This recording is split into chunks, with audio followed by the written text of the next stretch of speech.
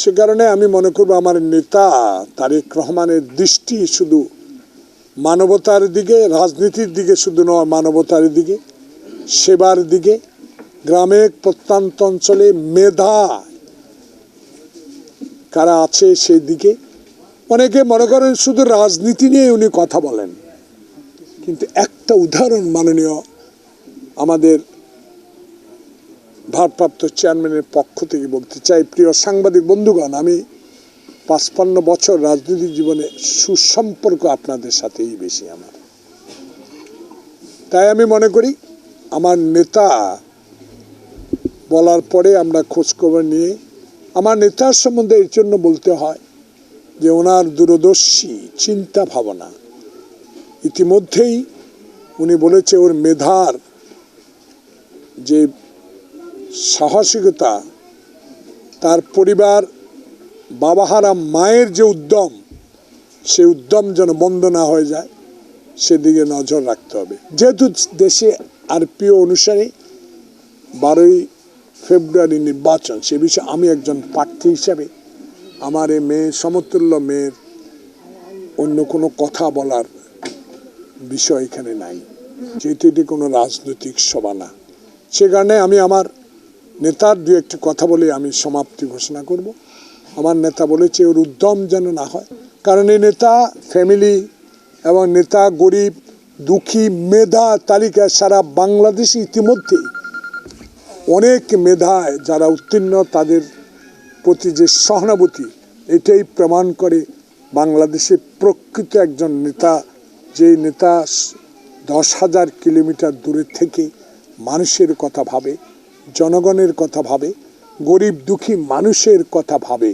সেই মানুষের জন্য আজকে আমি ওনার প্রতিনিধি হয়ে ওকে সহানুভূতি জানাবার জন্য এখানে আপনার মাধ্যমে এসেছি। আল্লাহ পাক যেন এই মায়ের, কারণ আমরাও মাকে হারিয়েছি, অনেকে মাকে হারিয়েছেন, যে মা 10 মাস 10 দিন সন্তানকে পেটে রেখে জন্ম দেয়। ছোট্টবেলায় মা যখন তার বুকের কাছে রাখে, বাবায় রাখে কাঁধের উপর। একজন বাবা চায় আমার ছেলে হোক মেয়ে হোক উচ্চ আকাশে উঠুক, অর্থাৎ উচ্চ শিক্ষিত হোক, আর মাও চায় যেন আমার সন্তান আমার বুক থেকে না যায়।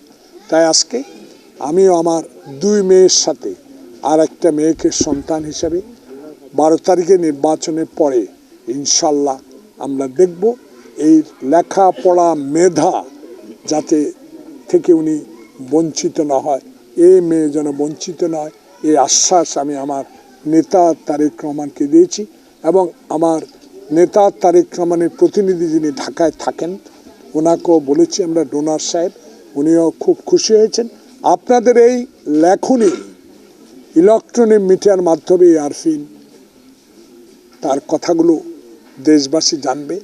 আরও যারা ধনবান ব্যক্তি আছেন তারাও তাদের এলাকা নয়, সারা বাংলাদেশে যারা অসহায়তার মধ্যে দিয়ে মেধা তালিকায় শীর্ষে পৌঁছে, তাদের প্রতি যেন সহানুভূতি করে। এই সেনবাগ উপজেলার ডুমুরিয়া ইউনিয়নের 3 নম্বর ইউনিয়ন কৈয়া জেলা থেকে 8 নম্বর ওয়ার্ড থেকে একটা পরিবার, সাহসী পরিবারের পক্ষ থেকে আপনাদের মাধ্যমে আমি আমার নেতাকে ধন্যবাদ জানাচ্ছি।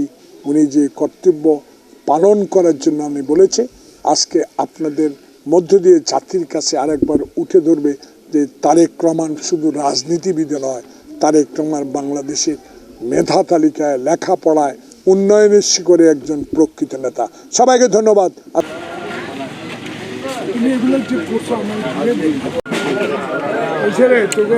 যন্ত্র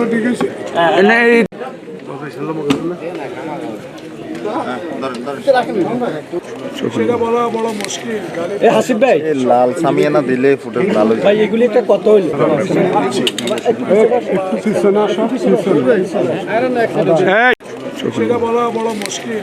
হাসিব ভাই, লাল সামিয়ানা দিলে ফুটে ভালো ভাই। এগুলি একটা কত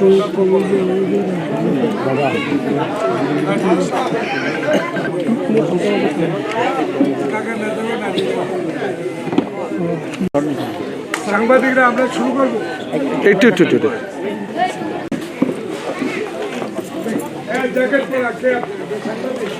এই